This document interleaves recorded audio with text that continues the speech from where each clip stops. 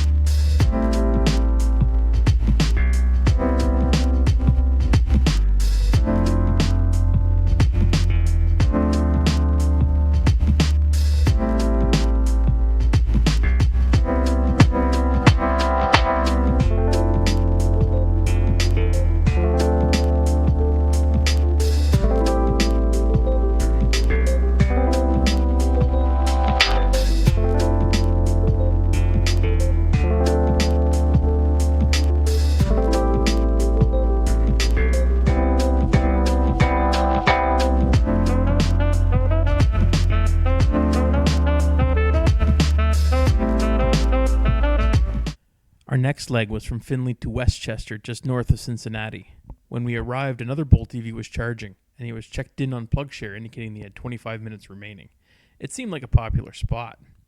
The stretch would be much more simple when Electrify America opens up its site in Dayton, Ohio. We had enough range to push into Cincinnati to another location, so we moved on to the University of Cincinnati near downtown.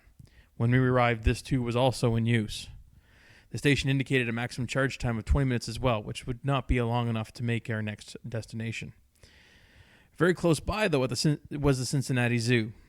And so we proceeded there and finally found an open DC charging unit. Our next stop was going to be a long leg, so we decided to check out the zoo while we were there, as we would need to charge for about 1.5 hours.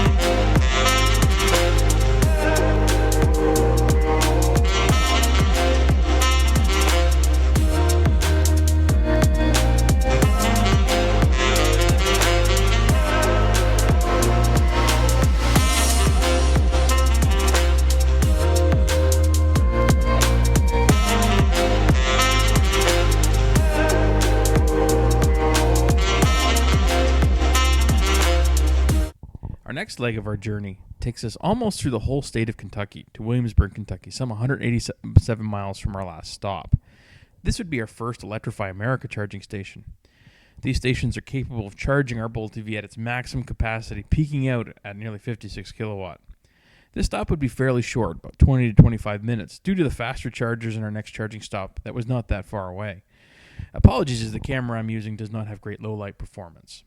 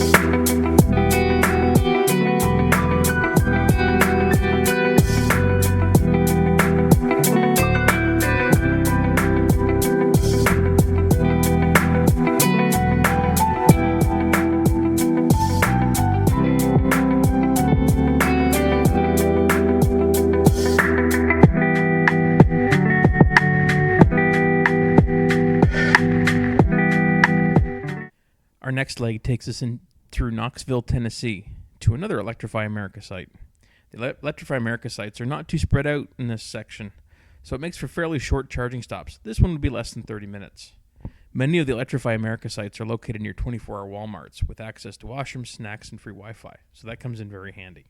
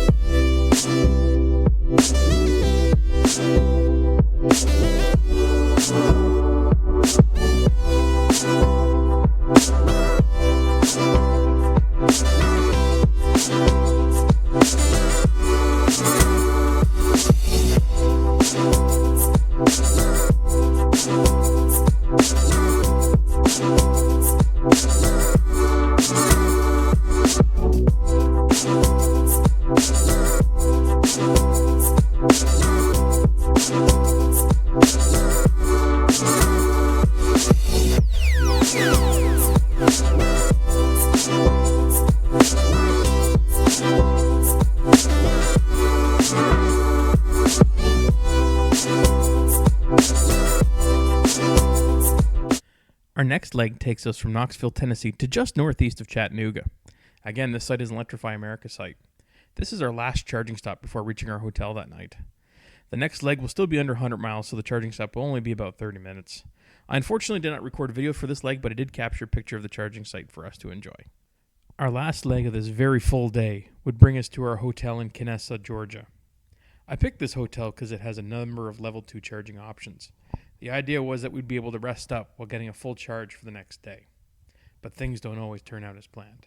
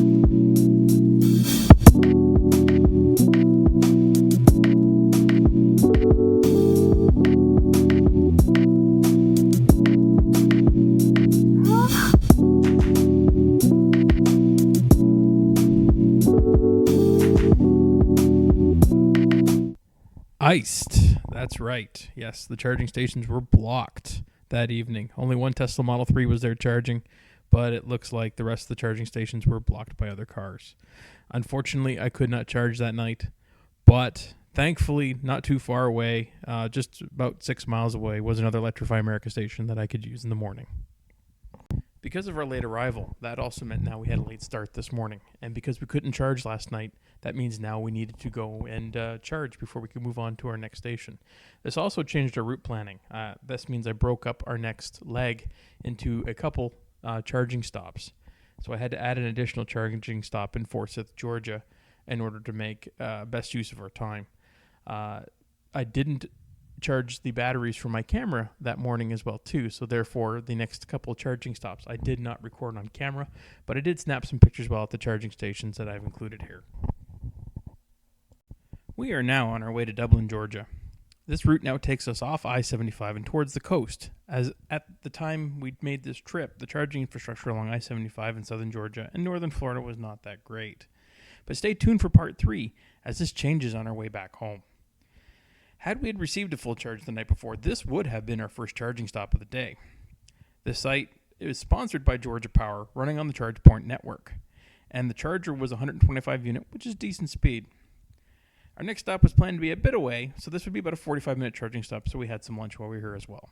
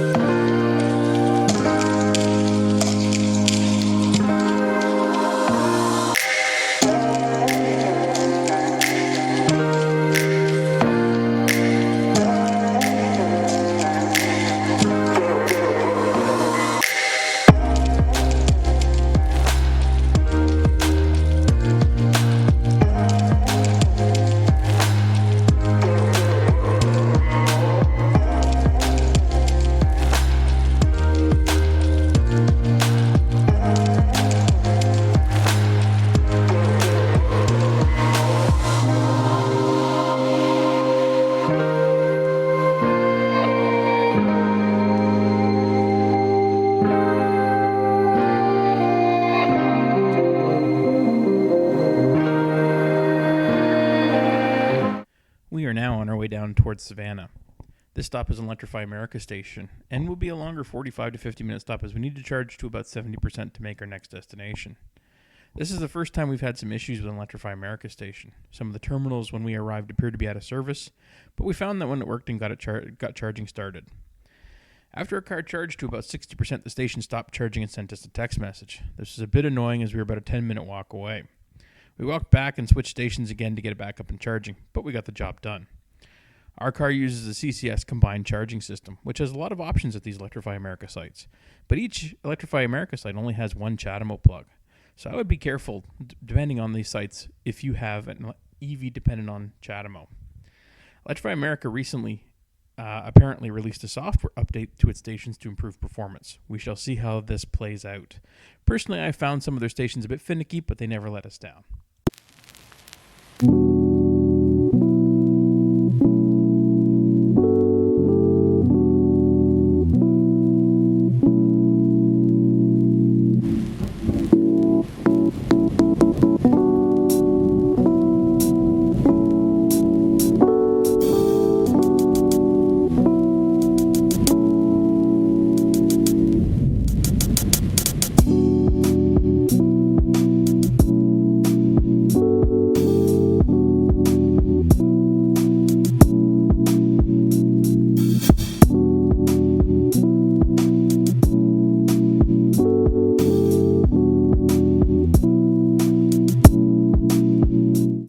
Now on our way to Jacksonville, Florida, in a trusty 100 amp EVgo station. This site was in a large shopping plaza, also with a 24-hour Walmart. Due to the slower nature of this charger, this would be about a 1-hour stop. EVgo has a 45-minute session limit on these units, so I needed to restart the charge at the 45-minute mark in order to finish.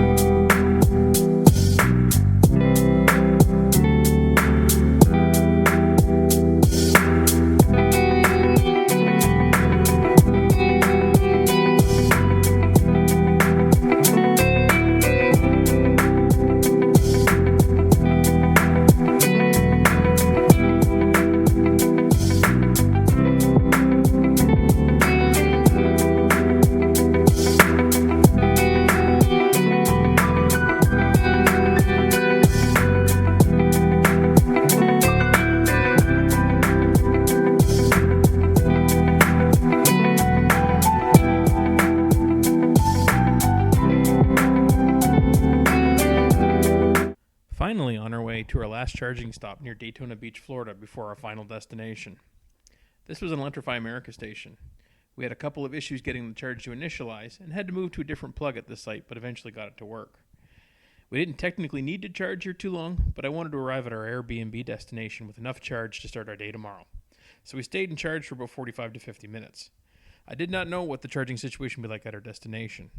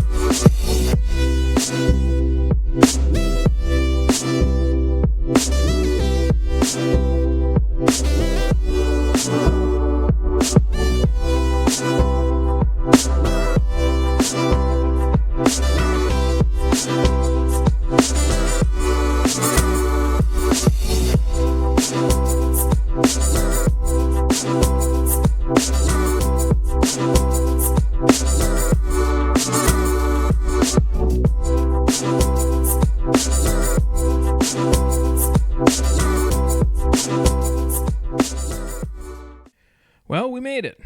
Here's my final thoughts. Things didn't go quite as planned, but we made it with no serious issues. A few minor hiccups did add a fair bit of time to our travel schedule. As the infrastructure rapidly improves, this drive will only get easier. Thank you for following our journey. Please tune in to the next two parts of this trip, and in part 3 I will demonstrate how the infrastructure improves and how that makes for a better drive back.